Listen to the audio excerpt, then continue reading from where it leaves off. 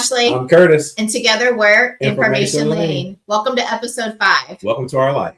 So today Mike's going to grill us on a little bit more questions so you guys can get to know who Curtis and Ashleigh are. That's right. Vulnerability is the word for the day. So if you're ready for it, I'm ready for it. Let's ride. Take it away, Michael. Heck yeah. Thank you guys so much for having me back. I'm stoked to be here.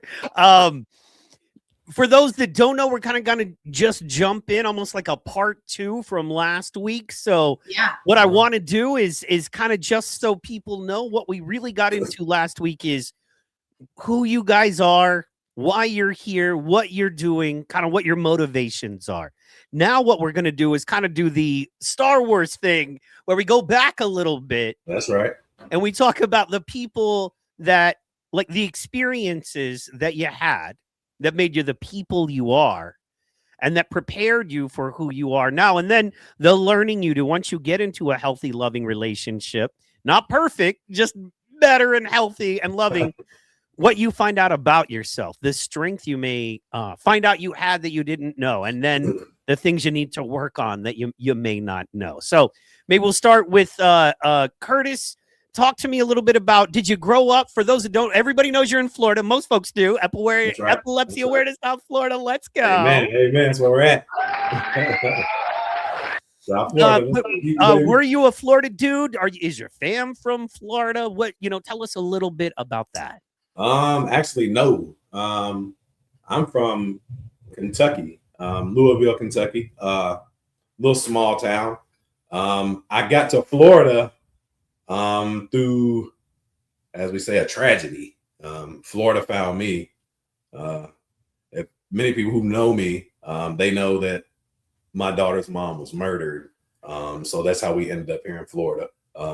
Tough situation. But we thought the best thing to do for the kids was to take the kids and come someplace where they couldn't have distractions or people asking them a million questions, cameras in their face all the time, because they deserve to be kids. Now, what happened was a tragedy. Let me just tell you, affected a lot of lives. But in the process, it taught those kids to be strong because they actually had nothing. When we got those kids all together, they had nothing.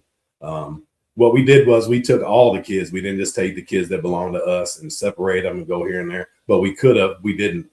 We made a bond to make sure that those kids grew up together. So that's my kids, Esau's brothers and sisters. We kept them all together successfully. They're doing very well. We have a Marine. We have 2 college graduates. We have a lot of things going on. And let me just tell you, they saved my life. They're my heroes. And that's how we got to Florida. Before you had kids, where were you at? I was in Kentucky. I went to California. I was a little bit everywhere. I was a lost soul. I wouldn't say lost soul. I was just out here wandering, if people know what that is. I lived in my head for a long, long time. I think that's why I kept running, because if I stayed too long, I'd get, what they say, attached. Mm-hmm. Yeah, I would get attached to people, and I just couldn't do it anymore. I couldn't afford to lose anyone else, so I just keep pushing. If I felt myself getting comfortable, I'd move on. That way I didn't have to go through things. Wow, with the tragedy, I didn't realize you went through that. That's a huge deal. It is. And a lot of people don't really understand that till they go through it. I wish that on no one. A heinous crime to a good person, you know what I mean, didn't deserve it. But the tragedy led me to where we are right now. And that's not a good thing. I don't mean that by any part. So if anybody's listening to this, I do not condone domestic violence. I'm against it. If you put your hands on a woman, you ain't no real man in my book. So let me just tell you, I don't play that right here. I don't teach my boys that way neither. You need to teach your kids that same message. But I think what we did is we raised young men, young women. They don't make excuses. And I think that's where I got my strength is they never made an excuse for the day. They just kept up, succeeded in everything that they tried to do. And I think for the most part, Xavier, that's the oldest boy. He's not my son, but I treat him like my son. He is the one who had the most passion. He wanted to make his mom proud the most. And I tell him all the time, buddy, you did. And you did an amazing job. And to be as old as he was, to go through what he was going through, he held it together pretty well for these young ones. And he still does. So shout out to Xavier, man. You're a big dude. So Love with you. 4 kids, tell us about Curtis the child. I don't know. I was a normal child at first, and then I'm gonna just shout this out before we get going any further. Ashley Howe, love you, baby. Rose, love you. Curtis was. Yeah, right. let's if we can take it all the way back, and this is just because I know, and this is something that very few people ever on any podcast will be able to say, but if you're comfortable, if you could tell us about your mom and your dad, because I know, and that's crazy. So if you could tell us kind of the difference between those two folks and how unlikely it is they came together, Yeah. Buckle up. Buckle up. Let me just tell you. Hey, that now, mind you, I don't know everything, but I know enough. Just from, I pay attention to everything. I was always the kid that listened. I was also a fat kid. So if you was in the kitchen cooking, I was in there looking for some samples. Let me tell you. And I'm still the same. But my mom, her family was all white. It was an all white family. Let me tell you. There was no nothing other than white folks in her family. And my dad, he was the only child. He was born on the 4th of July. So his birthday Saturday, if y'all get a chance, wish him happy birthday. He was the 7th son. He had 6 other brothers before him, and every one of those guys passed away at birth. So his mom was a high risk, and love you, Grandma. I love you, miss you.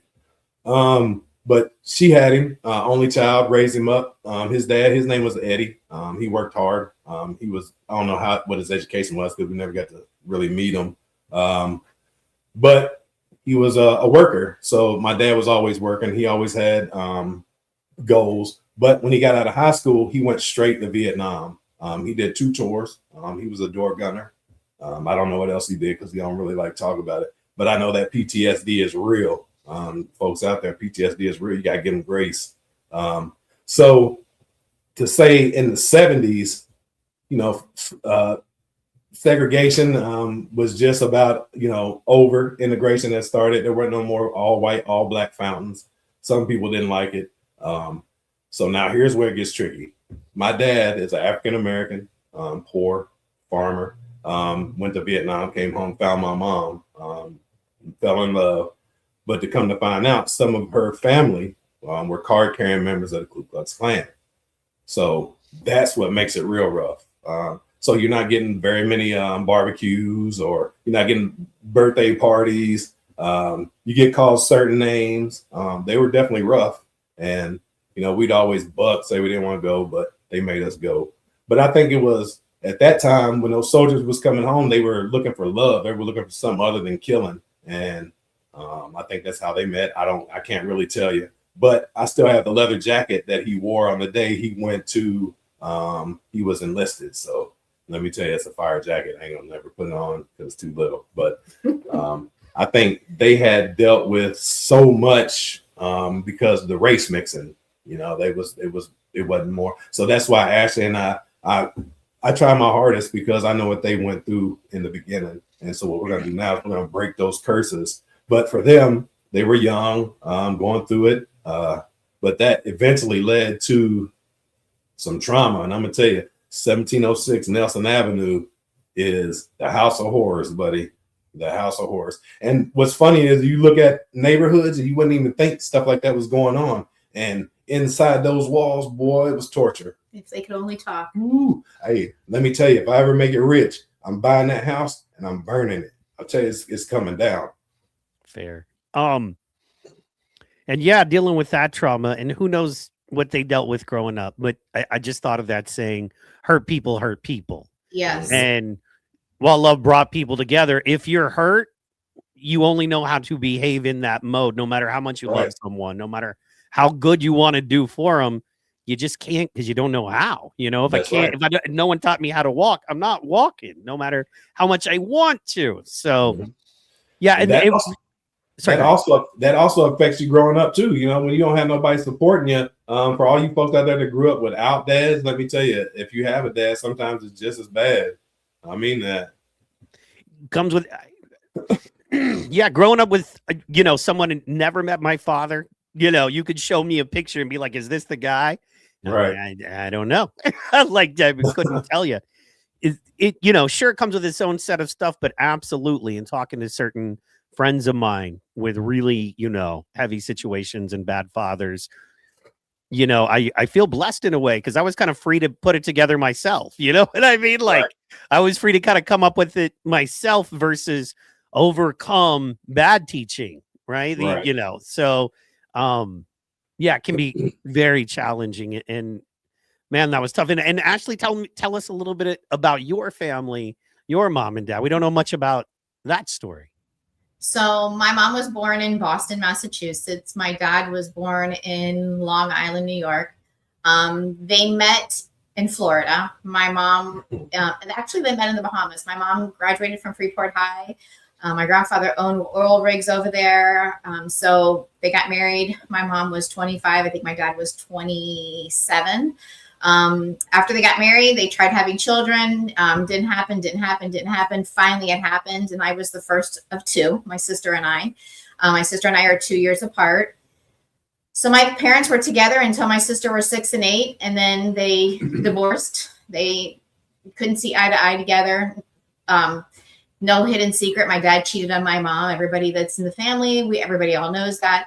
So for the majority of my years growing up, I was raised by a single mother. My dad was present, but he also was in the construction industry and he traveled a lot. So he was in the Grand Caymans a lot, building waterfalls for hotels and stuff like that. So my dad's relationship and mine was rough after that time, just because he was in and out, and I saw my mom as being a consistent parent. So, which is why I have been some of my characteristic traits, well, I should say a lot of my characteristic traits come from my strong-headed mother. And she's the kind of person that she absolutely did the best that she could. I never wanted for anything. She was involved in all of our school stuff. She was a loving mother. She was always there. She was there more than she probably needed to be. She spoiled us. I mean, I don't think I cut my first steak until I was 18 years old. So just to say, like she was always there. We were Girl Scouts, my sister and I. She was involved in that. I was in dance. My mom put us in dance when I was 4. I was doing Patan, and then we went and danced, and I did dance for 18 years. And then when I got in high school, I danced in high school. I was on the dance team. I've done dance has been my passion for most of my life as far as a hobby growing up. It's where I was most comfortable. I could be myself in an expression of dance, right? So that was what I loved to do as a child. I didn't have a lot of the trauma that Curtis had when he was growing up, although my parents divorced when we were young, my sister and I, but our parents still let us know that we were loved. And my dad's side of the family was huge. So every 4th of July, every Easter, every holiday, birthday, we had huge family gatherings. And my mom always tagged along with us because my parents were married for 25 something years. So, with that being said, they had a relationship. And so just because you divorce and you have children, when you don't have children, it's different. But when you have children, your ex-family is still your family, when you have children. Yeah. So my mom always went to those things, which I am so grateful for my dad's side of the family that they still accepted her to do that. But yeah, my childhood was much different than what Curtis's was, which makes me feel my heart goes to him and I understand the things that he goes through. But as far as understanding the trauma, I can't even fathom some of the things. And during later episodes, we'll get into more vulnerability, but it's definitely something that will shake you once he tells his full story to everybody. So growing up, that was pretty much my story. I had my son at 20 years old, a month before my 21st birthday. And I pretty much raised him as a single parent myself. I mean, his father didn't see eye to eye. My son was 6 months old. It was like shit or get off the pot type of thing. And he got off the pot. So I raised my son, who's now 30. And I raised him by myself pretty much with the help of my mother and my family. So that's pretty much my story, leading up to meeting Curtis. I mean, I have there's a lot of gaps in between, but pretty much my childhood was plain and simple. The overall, and it wasn't. I'm sure we'll get into that. And jumping back over to Curtis. Okay, so they had you, and what I like to try to do is remember like my earliest childhood memories. Like one of my earliest childhood memories was that I was different because I didn't have a dad. It was just me and my mom. There were no brothers, sisters. We were in a 1-bedroom apartment. All these other kids had houses and yards and dads, and it was just different. And I remember that. Like I remember that being a legit memory as a young child that I had, right? And then I remember thinking as a young child, maybe 7 or 8 years old, that I was going to have to fight. I know maybe not the best as a young child, but I realized because I didn't have a dad or a big brother, I needed to fight people if I needed to get what I was going to. Because remember, if you're bigger and stronger, well, my dad's going to beat up you. My big brother's going to. I didn't have that. So just learn to punch, watch the cartoons, learn how Batman did it because he didn't have superpowers. Yeah, man. Yeah. So what would you say like some of your first memories are as far as like as a child in a really different situation than like say the average kid in America, if you will? What were some, if you would kind of take us to that? Well, it's definitely different than most people's story. And trust me, anything I tell you is from my heart and there's never any attention needed. But the childhood was not so great. We had people to come over, but we lived in a predominantly all white community. So of course, you know what you got to deal with then. They was fresh off the N-word, but you still get called that at home. And that I got called a half breed and mutt. I got called a little bit of everything. Now this is the neighborhood that you live in. So my dad was like, yo, y'all can't even leave the yard. I was like, we couldn't understand it back then. So we was like, yo, why are we stricken to the yard? And it was because of those threats and, things that he was getting also because he's the only African-American man in this neighborhood.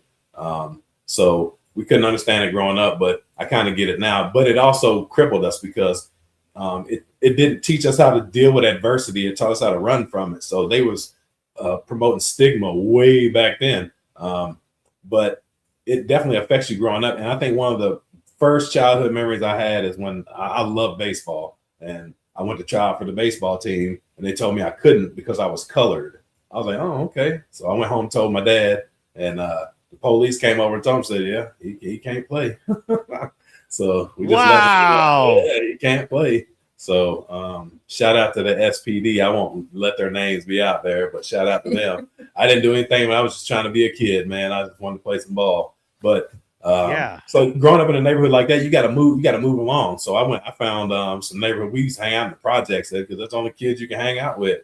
They're not gonna call you no name. So you go over and you hang out with them. So I guess, of course, you can guess what happens after that. The projects for a reason. No shout out, nothing against anybody that lived there, but I didn't have a good experience. I made it out, but they definitely will shape you. Yeah, they definitely shape you. They put you into things and situations that you don't want to be in. So growing up as a kid, I didn't really have no role models. Really, I had people I didn't want to be like, and some of my people was those I didn't want to be like. So I just had to get up out of there. They was too handsy, and let me tell you, I took a lot of L's in that house. Some of them were uncalled for, but my childhood was mostly defensive. We wasn't really taught hugs and kisses. We was taught duck and misses. Let me tell you, because if you get caught one of them, boy, it's over. I remember my dad. I don't mean to laugh, but that's a great. I don't mean to laugh either, but it's funny the way he says it. Hey, no, it's healing. It's therapeutic, right? There's not a good comedian in the world who had a good childhood. You know what I mean? I deserve that laugh. Let me tell you. Yeah, no, you earned it the hard way. I'm sorry. And I think my dad was like, my dad was an alcoholic. Like he was on alcohol pills. He came home from the military, and like, let me tell you, the PTSD is real because we went through it. I went through that, and nothing like getting the couch flipped over on you, just random acts of violence because they lapse out. They're going through things. So to all you vets out there, man, much love. I know that you guys are struggling, and I promote mental health. So if you have ever any issues, please reach out to me. I know you don't know me, but reach out because I'm here for you. So speaking about mental health, I'm going to jump into a couple things that I personally know about Curtis's past. Curtis had lost his mother and his brother. They both committed suicide. So this question is kind of both for you and my And we're going to jump forward a little bit too, but I needed to bring this up to introduce the question. So because you both are epileptics and you both have been through the depression thing, because that goes along with epilepsy, right? We have this roller coaster of emotions, and not just epileptics. There are other people that go through this roller coaster of emotions too, but we all know that a lot of the side effects from some of the medications do that. What has been your journey with depression? Well, that's a long road, boy. Depression is one of those things, like, you don't really know that you're depressed until you know that you're depressed. So yeah, such a loaded question. Yeah, it definitely is. And I'm asking because for myself, growing up, my son had some depression issues too with his father and things like that, not feeling wanted as most kids do without parents growing up. Yeah. I bet you could relate, right, Mike? So for me, suicide, I'd always thought was the cowardly way out, right? Life is so joyful. Why would you just want to take the cowardly way out? Right. But then hearing Curtis's story and hearing the pain that his brother and his mother had gone through, I totally think about it differently now. So that's where my question is really stemming from. I get it. I had to explain a little bit more. Yeah. I'm sorry about that. So you're good. Depression, how has that affected you in your life? Well, losing the two people that you care for the most, that's the roughest part. You never really heal from that. Suicide is one of those things you don't heal from. You just learn to live with it. For me, the lowest part, and I think what changed my life, was that day I put the gun in my mouth. Thank God it didn't work. I pulled that trigger, and let me tell you, that thing jammed. And that's how I knew I was supposed to be here. Thank God. So what I did was I carried that pain for a long time through life. And it stemmed from childhood trauma, not being listened to, pushed to the side. Stop whining. What you crying for? You're not supposed to do that. You're not a man if you cry. Come on, man. Curtis was also raised that smiling was bad. So for the longest time, he didn't smile. In fact, it's only been since we've been together that he actually smiles and enjoys smiling, because we've gone through therapy together to both help us from past traumas, past relationship hurt. And we didn't want to go through that again. Right. So Curtis had mentioned in his story that he had people he knew he didn't want to be like. He never had role models. So when we first got together and asked each other, what is it that you're looking for? What do you want? What do what type of things like that? Neither one of us could answer that question. We were both just like, well, we know what we don't want, right? Because we had all of those traumas from years and years and years ago that we went through. So we understood that from the beginning. Okay, these are the things we are not going to accept. These are the things we're not taking it. Right. So, which I feel like almost is a good foundation, because sometimes things start out as rainbows and unicorns, two healthy people coming together, and then the toxicity starts. So were we toxic at one point? Absolutely. But it's not until we got help, we got therapy, and we realized that we truly loved each other, but we also were bringing luggage with us still. And sometimes you need to cut the luggage and leave it behind. Right. How about you, Mike? Yeah. So tell us a little bit about your depression stuff with your life growing up with no father. And yeah, man. Trying to figure out where to start. I'll say it I'll just give you the overall, and then you can get That's right. That's right. The way I look at it is, and this just so folks know, I've dealt with severe depression. Where doctors are like, "Good Lord, what's wrong with you?" You're like, right. Dude, if you don't know, we're all screwed. But to me, as someone who doesn't drink anymore, used to be heavy into it. Definitely a recovering alcoholic, although I haven't drank in over 8 years. So I'm pretty happy about that. But okay, so depression is like that old drunk buddy, right? So don't know if everybody's had this experience, but when you're in your early to mid 20s, and not you guys, because y'all had kids out the gate, but a lot of people don't. But anyway, I was still drinking. I was still. Yeah, I needed them. But anyway, but when you're drinking and you're in your mid to early 20s, you meet these guys that are in their late 30s, early 40s, and they're living in the same apartment with 2 roommates you're living in at 23 years old, and they haven't really moved past it, right? Right. And they're still at the club. For me, it was the comedy club, because that's, as a struggling comedian, that's where you hang. It's where you're going to get your free beer, where you're going to meet comedians, where you're going to possibly get stage time, where your buddies, the other comics, are. It's where you hang. So I've actually got one specific guy in mind. I don't even know if he's still around. But depression is like that guy, in that he's always there, and he's always drunk, and he's always bumming cigarettes, and he hasn't moved on. And you look at him and you go, that's me. That's me. And the only difference between that guy and me is a couple of years. The only difference between me and this guy is space, right? Because in a bit of time, I'm him, unless I make some moves in life or different decisions. But he comes around, and you don't hate him. You like the guy. You just wish, but you also understand this guy is where he is because of the decisions he's made. That's depression, right? That lives with you. That lives inside you. That guy's always there. You understand, if I start listening to this guy and making him a friend, I'm going to be drunk, bumming cigarettes, crashing on his couch soon, right?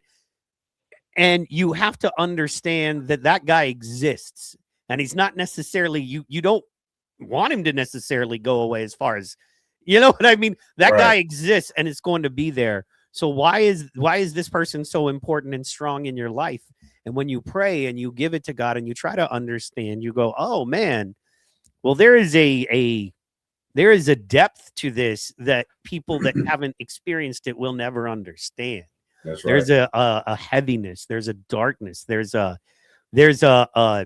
hopelessness and nihilism, if you will. I'm sorry to get nerdy on you. No. But there is this hopelessness that exists in this deep depressive place where it's just pain. Every breath you draw in hurts. It hurts to breathe.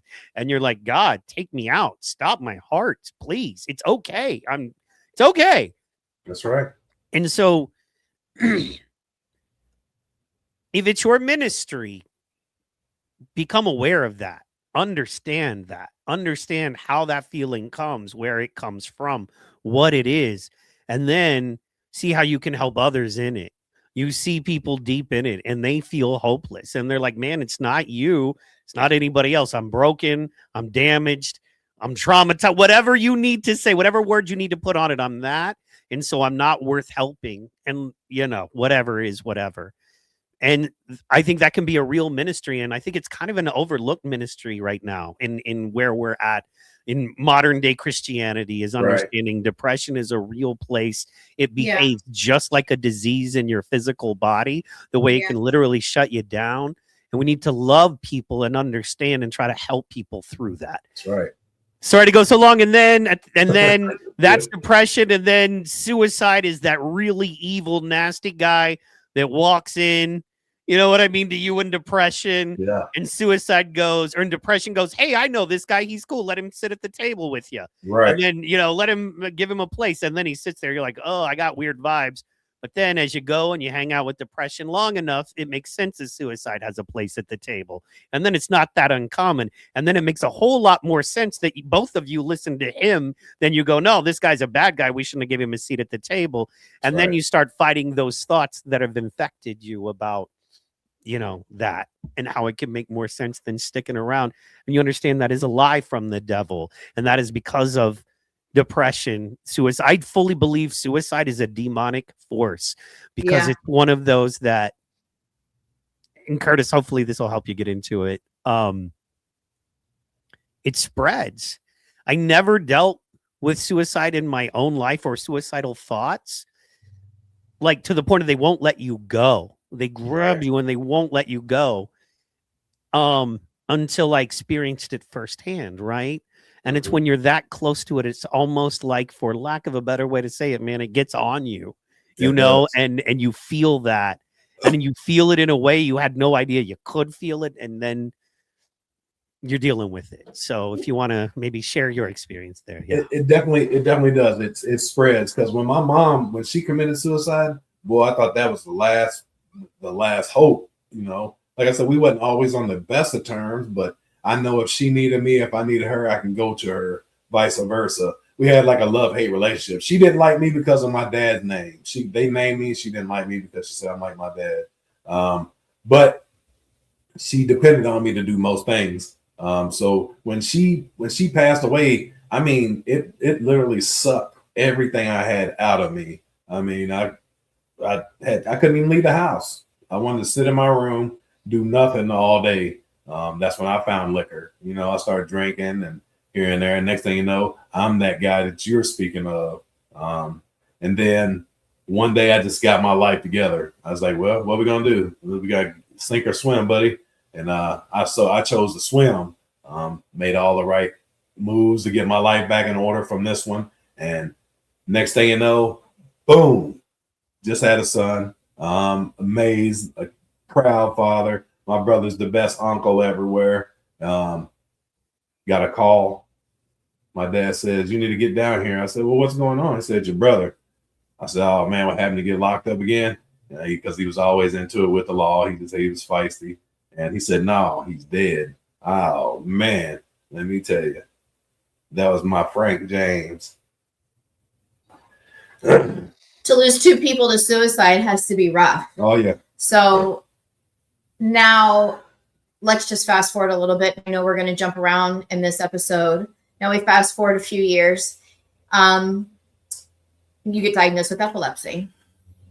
Depression strikes again. Yeah. How are we dealing with depression this time? Well, this time, you know, I gave depression. It's like baseball. I gave depression 3 strikes and it's out. You can't get me. You can't get me again. I'm prepared. I think mentally I wasn't ready, but physically I was, you know, because I'm a machine. The dog is in me. I'm going to hunt.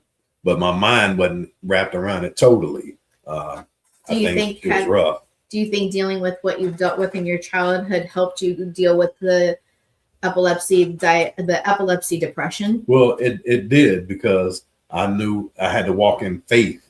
Back then, I didn't have faith. I wasn't deep into the church. Shout out Pastor T, Pastor Sean, my anchor church. We love you guys. But like I said, it definitely helped me because I was able to wrap my head around it, and I had to trust myself, because what helped me during the suicides was trust. I had to trust people. And just to go back, I hit back and forth. But when she said that I wasn't smiling, I didn't have anything to smile for. So let's put that statement on it. And going forward, my brother passed away. I have a son. I'm at my lowest. I mean, literally the lowest. And my son's sitting on my lap. He said, Dad, where's Uncle Droopy? And now I got to tell my 2-year-old that his uncle's dead. That's rough. So when I sat down and I put that gun in my mouth, I thought about what would my son say? Where's my dad? Right. So that's what saved me. Yeah. Trey, that's my dog. He saved my life, because I don't want him to sit on somebody else's lap and be like, where's my dad? Yeah. And as a single parent with a 2-year-old, dealing with your brother recently taking his own life, already having your mom's taken her own life, what was that one distinctive moment where you said, enough, I have got to do this? The day I put the gun in my mouth and that thing jammed up. I mean, literally, that thing jammed. 9mm, Smith & Wesson, it was in there, hollow point. Don't do it. Suicide is not worth it. Your life matters. Trust me. I'm sitting here today because miracles. I believe in Jesus Christ. He's got me sitting here in front of you today. These tears running down my eyes because I believe. Yeah. Well, thank God that you do believe, because our lives, this podcast wouldn't be here if you weren't here. I love the fact that it's not even about me. It's about the mission. Like epilepsy, I learned to deal with the depression through epilepsy by watching other people. There's other people out here who have it way worse than I do. I've talked to people in Kenya. I've spoke to people in Russia, Tanzania. I've spoke to people all over this world, and we have the right to be upset. Definitely. But these people have nothing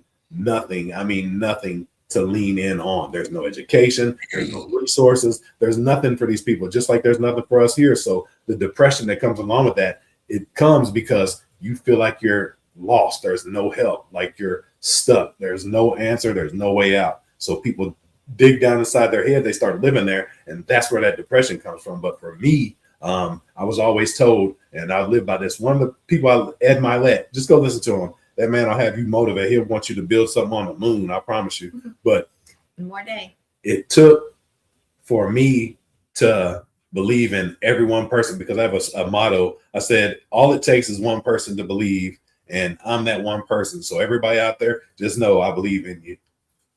So we talked about mental health, and we're both on Facebook actively. We have our social media page, Epilepsy Awareness South Florida, SFL.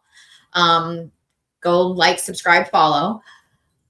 We're both very active on social media, and I come across a lot of posts of people that are in relationships that have epilepsy. And I see a lot of people saying, I recently just came across a post the other day, people saying, my wife can't handle my seizures anymore, or my husband says I'm too much, or all of these things, should I just let him go?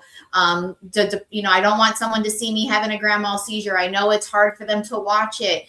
All of those things. I want to ask both of you, because you both are married to amazing women. Hey. Very Let's beautiful. go. That's right.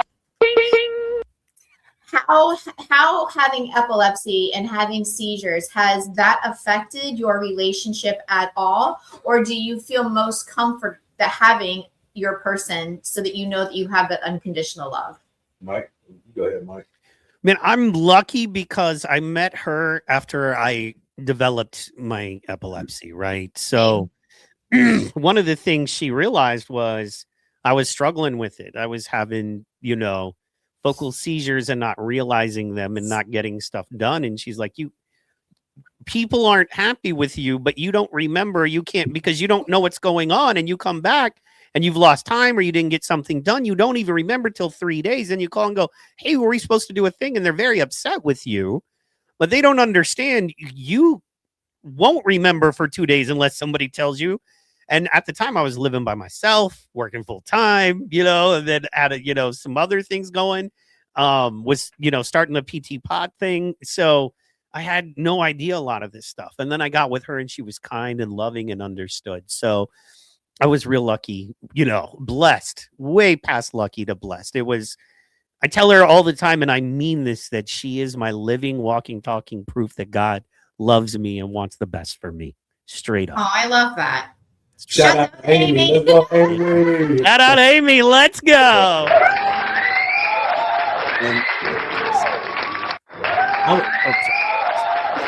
Sorry. She deserves all of that. The crowd. Hey, she deserves it. Hey, as Jay Uso says, run it back. Run it back. Run it back. Run it back. But I would say also the same thing. Like I was blessed. Like I said, I take most of the stress out on her, so I definitely got the right person. But for me, I think to find your person, and you don't know it when they wipe you down in the midst of the treachery, Yeah, treachery is a good word. Yeah. When you're having when that person snug up on you from the back and got you on the ground, that's the person that's holding you up. You know what I mean? So I shout out my wife, because she's the best caregiver ever, and she'll look it up. If you can't find the information, we definitely will find it, because she was destined to know everything. And trust me, by now we don't know everything, but we know everything. So just lean in, we got you. Well, and if I can just speak to it for a second, man, strength. Go ahead. There's something about us that maybe it was subconscious, and thank God, you know what I mean? That, but man, more than anything, I mean, yeah, it is lovely. And Ashleigh, you are gorgeous. And yes, my wife is beautiful, and it's lovely to have an attractive woman, but more than anything, I want a strong woman. Like, Right. And I'm talking about the things that have nothing to do with our relationship. Like, who are they outside of us? Right. Yes, it's nice to have a woman that people consider attractive. I love that. But and beauty's in the eye of the beholder anyway. But regardless of all of that, a strong woman. I joke around. I'm like, I want a woman who will stand back to back with me when the horde comes. Blows, The horde, me and her, you know what I mean? Like, yeah, I need a warrior. Yeah, and that is Ashleigh in every sense of the word. That strength. Yeah. And honestly, as the kind of men we are, very independent thinking, we're going to do what we feel is best, period, the end. And we're dealing with our epilepsy stuff. We need some of the strongest women you can find, period. We need strong women that will fight for us, that will sometimes fight against us, that will fight with us against our epilepsy when we don't even know we're in the battle, right? Like that is so valuable, and you just can't find that. You can't create it. You can't pray and hope your woman gets it. Either you have a woman that, you know what I mean, loyal to the soil is the only way I can really say it, or not, you know, and we know, and that is gives you a source of strength to go. And if this woman was gonna leave me, she'd have done left because of all of this mess. So now I know I've got her, and so let's build and take over the world. I did say that in the beginning. I told her, so you didn't sign up for this. I said, you know, if you want to walk off now, I wouldn't be mad, you know. So like I gave her the option, but she chose to stay. So because we took wedding vows, and I said in sickness and in health, and this is sickness and in health. So like it doesn't matter to me, you know. Yes, he got epilepsy afterwards, but okay, so what? So we keep moving. It's a speed bump in life, and I love you no matter what. You could have lost your left arm, and I could care less. Like, I still love you. I love you for who you are, not your abilities of things. You know, and I have to say, give a shout out to my mother, because if it wasn't for her, I wouldn't be as strong as woman as I am, because she was a single mom, and raising two girls in the 80s and 90s wasn't, I mean, it's not nearly as challenging as it is today. With technology and everything, and thank God there wasn't technology, so there's no proof that I was a horrible child. Well, they said she was bad. She was bad. But we can tell. I paid her run for my money. I mean, my sister and I were yin and yang. My sister was like, why can't you be more like her? And I was like, don't be like her. So, but I also wanted to live life. I wanted to have fun and, you know, all those things. But yeah, shouts out to my mom, because if it wasn't for her, and again, shouts out to my grandmother on my mom's side, because my grandmother was a rock. If God, I wish Curtis would have met my grandmother before she passed away, and even my father. But my grandmother on my mom's side, she was a rock. I was her guardian angel before she passed away. I quit my job. I took care of her before she passed away, because she did not want to be in a nursing home. And for me, family is everything. So I wanted her to be in the safest place. I wanted her to be comfortable. So yeah, shouts out to the strong women in my life that have shaped me to be the woman that I am today. Right. And my mom always had a motto, and it was, if you want something done right, do it your damn self. Amen. That part. What's funny is, I see how y'all are like, when people get to know you two, it makes total sense you're together. You're like, oh, of course I would put these two together. If it was like a game and you pick two people, of course we would pick you two. And like, what I thought was funny though is like she was raised that way to be strong. And my childhood, I was raised to carry the load, because God knew whenever I got older, I was gonna need that strength on the inside. So I think He did everything. Everything's for a reason, and I think the good and the bad, because without one, you can't have the other. So. Amen. Now, let me ask you this, because even I don't know, but in the Lane clan altogether, how many offspring are we looking at here? 12? No. It's like the Lane's house on the prairie, you know? No. Well, I have three. I have three. Ashley has one. Now, the other kids, Xavier, Selena, Emilio, Kendall, them are all from the other side of the family. Emilio, Selena, and Xavier and Isabel are brothers and sisters. They share the same mother. But being as they were Isabel's siblings, they came along for the ride. They were not going to leave them, no soldier left behind. And there was a lot of sweat and guff over it, you know, but ultimately the kids made the decision. And I told Xavier, we went to his mom's funeral, and I told Xavier, I was sitting with him on the front row, and I told him, I said, man, I'm here for you for the rest of your life. You can't get rid of me. You know, Esau's my daughter, so I'm here for you. And we stuck to that, man. Let me tell you, these kids are flourishing. They're doing amazing. They're going to be pillars in this community. And it's not what we did, it's what God did. God put us on this mission, and now He's going to finish this mission with this podcast, this information lane, epilepsy, awareness, education, outreach. Here we come. And Curtis has, he has a sister, a younger sister, and he had a younger brother. And he also has a half brother. So, and then I just have the one sister. Like I said, we're 2.5 years apart. And that's all I have for siblings. Hey, and you know, blood does not make family, you know. That's right. Being No, from the it South, doesn't. it's kind of two rules, man. One, show up with a plate for Thanksgiving. Amen. And two, if we're doing a big thing, a work around the house, and you drive by, pull over, grab a load. Like, then That's you're right. family. You're Get your family to right. us. Yeah. That's right. That's right. Help out. And it's crazy how this community with epilepsy, there's so many people that have touched your souls. I mean, we've had so many people come into our lives. Feel my that heart, man. You'd be amazed. Yeah, it's definitely amazing. I mean, if it wasn't, like I've mentioned on other episodes, and I'm going to continue to say it until you guys get sick and tired of hearing it, and even if you are, get over it.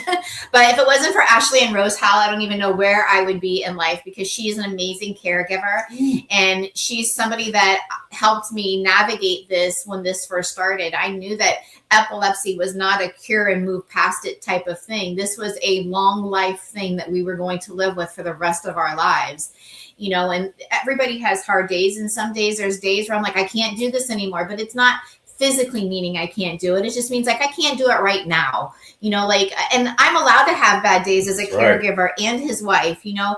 That's where the fine line comes. I'm going to be honest with you. Sometimes if I'm having a bad day and I want to vent to him, sometimes the emotions just get a little bit too much between the two of us. And now we have to remember we're on the same team, because he too fights his own battles daily with things that he can and can't do anymore. You know, he didn't used to take naps before. And if he takes a nap, it's a great day. So there are just certain things that we know that our life has to adjust to. Same thing with, like we've talked about, short-term memory. When Curtis has something to say, I need to allow him to say what he has to say. Because if I keep talking, when I go to ask him, he's like, I don't know, I forgot. So, and that's just part of epilepsy. It's the short-term memory loss. So, you know, there's a lot of things to navigate through this. And we've mentioned this before, our pastor, she was amazing too, helping us navigate this. And our senior pastor, who was there married, he was her caregiver. So it was really helpful to have a community of people that are considered family. Absolutely. You build that family, I think, especially after the kind of the conditions, and then you guys sharing with us kind of what you've been through to be where you are. You do build a family. It doesn't necessarily look like a nuclear family, but it works, man. And that's the most important part. The fun part for us is that so now we're pillars of our community, because we're doing this Information Lane podcast, and everybody watching, thank you so much for your support. We appreciate you. But for instance, we went to the mall the other day, and my girlfriend's daughter was working at a store, and she's like, I've been watching you guys podcast. That would just like totally filled our cups. I was just like, oh my God. But to hear like friends and family, so to say that they're watching, and, you know, in random places that you don't expect, is amazing. And it makes you feel like what we're doing is changing lives, and it's helping raise awareness, and it's spreading things. So because people are starting to become more open to telling their stories, because they see us sharing our stories, and that's what we want. The more people that share their stories, the more awareness, the stronger the stigma break will be. And to that, I mean, yes. And like, there are so many dudes, I think, out there like me, and maybe in Curtis's position, when you wonder, am I ever going to have love again? And what's it going to look like compared to in the past? Because now I'm different. So every experience I have is going to be different to a certain extent, you know? Right. And then they tune in the show and they see somebody like you and guys like me and Curtis that, you know, aren't in love and married yet. We get hope. We're like, oh my gosh, you could get an Ashleigh. Like, you know, be a good man, be a Curtis, and you could get an Ashleigh. And then we know there are women looking out there who wonder, you know what I mean? Am I going to find a good man, especially nowadays? And then they see a Curtis and they're like, be a Ashleigh and you could get a Curtis. And that's what we're talking about. And it's out there. It's out there. Let me tell you, it's out there. There's somebody for everybody. You just have to, you cannot love somebody, or you cannot find somebody broken. You will never find anybody in a broken state. So, what you have to do is you got to heal first. And that goes back to that mental health. What I did is I let all that stuff go. I apologized to the younger me, and I moved on as the older me. So, gotta love yourself. That's right. You got to forgive yourself for everything that you allowed yourself to go through. And then that's when the heal begins. And then until you can love your own heart, you can't expect somebody else to love it. I mean, literally, you got to love yourself before you can actually truly pour into somebody else's cup. And that's when they say you're whole as a human being, when you can love yourself and someone else. Yeah. Awesome. And I did want to ask, because I gotta ask, because I can't cheat the game, y'all. Can't cheat the game. So, like, okay, so you're married. Well, as we have established since, I don't know, the last few months and all this stuff. So that means that everything. That's what? You? That one, no, not me. Put a ring on it, they said. He said, okay. Yeah, come on a date. So I know you guys have never, had a fight or a disagreement or argument ever in your marriage. Oh, Never. Right? But not even today. I can only imagine. But anyway, here's the thing. As understanding as you guys are, as kind as you are, as strong as you are, look, there are challenges, man. You know what I mean? And you've shared a little bit about that. But if you guys can talk a little bit about the things you do to respect and love the other person, even maybe when you're clashing heads, or to understand the other person and what they need. We've talked about love languages, but also applying love languages can mean in those times of conflict, allowing the other person to be who they need to be in that unhappy place, which I understand as a caretaker, it's kind of what you do. It's kind of what you have to do sometimes. It's just like, we just have to let them be in that place.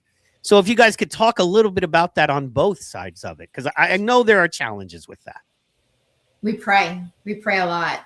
So before we found our faith, a little over a year ago, when I say find our faith, we've always been faithful people, but not religiously faithful, if that makes sense. And when I say religiously faithful, I mean going to church, getting baptized, doing all the things, spreading word in the community, praying and serving, our community, praying over each other, praying for each other, praying together with each other. So those are what I mean religiously faithful things. So we learn how to talk to each other through therapy, because we did not know how to communicate to each other. It's almost like one of us was waiting for the fire to ignite just to unload on the other. And so when we were good, we were great. But when we were bad, I don't even want to remember what we were, because it was bad. But now, having epilepsy and being a wife and a caregiver, it changes the whole perspective on things, because one of his triggers could be stress. And so I don't want to add stress to my husband. So it's learning how, and has a lot to do with faith. And I know some people, women especially, aren't going to understand this right now, but it's being a godly wife to your husband. And sometimes not everything needs a comment. And I'm not, in this world today, especially the way that I was raised, is to be strong, independent, I don't need a man type of person, right? That's not so true. Everybody needs somebody to love. Everybody needs someone to lean on. Nobody wants to die lonely. Nobody wants to die lonely. So it learned me to bite my tongue a lot, pick and choose my battles. Not every conflict between the two of us deserves energy. And we were fueling each other's fires all the time and just giving it energy that it didn't need to get. And we've had conflicts. And when we realize that we're having a conflict, we stay silent. And we don't feed back and forth to each other. And maybe later, in an hour or 2 hours, a day or two goes by, we learn how to communicate that frustration, how we were feeling in a different time. Because to continue an argument and to keep going back and forth with each other serves us no purpose. Right. And a lot of that stuff works its stuff out. In marriage, it does. You're just patient, and instead of screaming and yelling and throwing something, you're like, I'm just going to be quiet and wait. In 15, 20, 30 minutes, an hour, sometimes longer, but sometimes quickly. You're like, I'm not, man, I would have overreacted legitimately. You know what I mean? I can look at her and go, man, that wasn't cool, but whatever, no big deal. You know what I mean? I'm not tripping. But an hour ago, I'd have been really mad. I'm so glad I waited, In fact, when we got married in our wedding vows, when we got married, my best friend who married us, she had said about Curtis likes to talk under his breath. Now, he's gotten so much better at that. I say it out loud now. But now he just says it out loud. Fear no man. Thank you, Because Epilepsy. there was a small filter before, now there is There's completely no none. filter. And I think sometimes he'll say stuff and then he'll be like, wow, did I just say that out loud? But, and he'll be like, I didn't mean the way that that sounded. But, you know, I think for us, we do what works for us. What works for us may not work for you. That's right. And the main thing you got to do is when you're in a relationship like that and you're going through some things, you got to remember you got to set boundaries. You got to tell a person from the very get-go, this is what I don't want to get it into. I don't want to turn this into an argument. So you have to be understanding. But a lot of that comes from talking to someone and versus talking at them. Now, you could talk at me all day. When you do that, I'm not going to listen. But if you talk to me, now you'll get a response that you deserve. And I think in the beginning, that was one of our problems because she was used to being a strong one all the time. And I tell you, you're not going to speak to me any kind of way. I don't have to give you an answer. There's no rule that says I have to talk right now. And I think that's where we're at. We weren't being adult about the situation. And after finding out we had epilepsy, it really, I think, really brought us together. But after therapy, we did a lot of therapy to teach us how to interact with each other and to understand when your partner is going through something, like you have to pay attention. Like they're not going to tell you all the time. You have to keep an eye on the signs. And if, like Ashleigh, she likes to talk, no. But if she's quiet, then now you know something's wrong. You know, like me, I'm bubbly sometimes, but if I'm off to myself, she knows something's wrong. And I think that's key, is to learn your partner. Like actions never lie. You know? Yeah, and when we're both silent and we're both in that space, we learn to respect each other instead of being in each other's faces. You'd be like, what's wrong? Talk to me. I want to know. Oh, let's fix this. You have to give your person your space, because sometimes they need, that's what you need. You need time. I'm a marinator. So like when we have a disagreement and stuff, this goes for me in any relationship. This is not just in my marriage. If someone's attacking me or coming at me or saying things, I take a minute to think about it, because I, for the most part of my life, was spitfire. You said something to me, I was spitting fire right back to you. And it never served me any purpose. And I found myself in more trouble, more hot water than if I were just to sit and marinate on something and be like, all right, let me think this through. Or have you ever been in that situation where like someone's going back and forth with you, and then like an hour, 2 hours later, you're like, damn, I should have said that to them. I've learned how to sit back and do that so that I don't have to have those, damn, I should have said that moment, because I did get to say it, because I got to marinate over it. And while I'm sitting there marinating, I realize this isn't even worth my time. Yeah, but every now and again, a snappy comeback that just cuts their head off. Oh, we still do that. You definitely got to chop the knees off now and then. And definitely got to keep them on their toes. That's right. Oh, I didn't realize I was dealing with a stupid person. My bad. Chop block, 15-yard penalty. I forgot this is your world. We're all just living in it. Every marital argument should come with a referee. You know what I mean? Definitely. Flag on the roughing the passer. All sides. Encroachment on the wife. Invading personal space. That it's just beautiful what you guys have. I know wanted to talk about your background, and we did some of that today, but it's just what you guys have. And everybody knows you're not perfect, because you tell us all, hey, we're not perfect. Definitely. No. Everybody knows you go through your own fair share of things, because you share that with us. Right. But at the same time, you're doing that. You're reaching out in your community. You're being amazing parents. You're being an amazing husband and wife.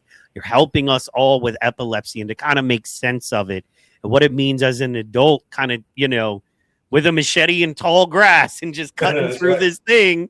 You know what I mean? I guess our doctors are the dudes on the stands, you know what I mean? Way up. And I guess we call out to them. They're like, you know, 20 degrees left. And we just, you know, 20 degrees left and keep chopping.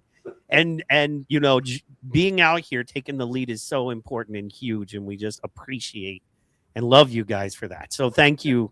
Thank you for that, man. We thank you guys also, because if it wasn't for you guys supporting us and showing us some love, we'd still be fighting stigma today. And like I said, if it takes one to create a million, that's what we're here for. We want to landslide. These people have to recognize us, and it starts one conversation at a time. Change lives, you know, speak about it, talk about it, educate a friend. We talked to our banker today. She didn't know one of her friends had a seizure. They was going to put stuff in her mouth. And that's why I push for seizure action plans in all states. Please, we got to get this thing under control. And SUDEP, we need more research, we need more funding, we need education, outreach, because these people are losing their loved ones and it's going silent. We know this podcast is reaching a lot of people, and we're so blessed and so thankful for that avenue.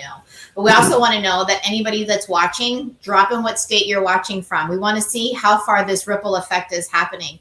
And if you're watching us on a replay because you weren't able to watch it on the live, hashtag replay. Just let us know where you're coming in at.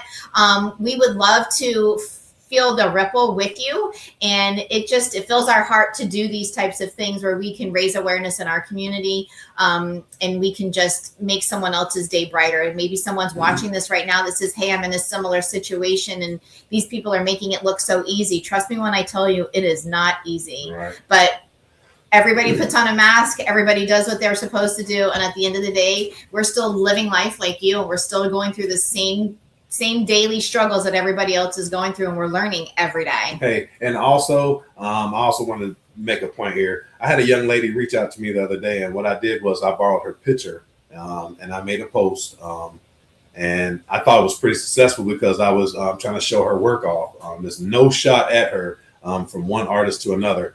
I copyright all my material only because I own it.